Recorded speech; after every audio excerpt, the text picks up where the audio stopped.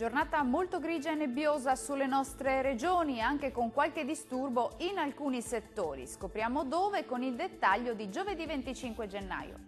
Sul Veneto foschie, nebbie e nubi basse diffuse, specie al mattino, solo in parziale dissolvimento col passare delle ore. Più spazi soleggiati sul Bellunese. In serata qualche piovasco sarà possibile sui settori occidentali. Le temperature massime saranno comprese tra 5 e 9 gradi, valori minimi tra -2 e 5 gradi circa. Spostiamoci ora a vedere che tempo farà sul Friuli Venezia Giulia. Giornata grigia sulla nostra regione, foschie, nebbie e nubi basse, spesso resistenti su Pordenonese e Udinese. Cielo molto nuvoloso e coperto sui restanti settori con qualche piovasco dal pomeriggio. Le temperature massime saranno comprese tra 6 e 10 gradi, valori minimi tra 1 e 4 gradi circa. Concludiamo infine con uno sguardo alla situazione del Trentino Alto Adige.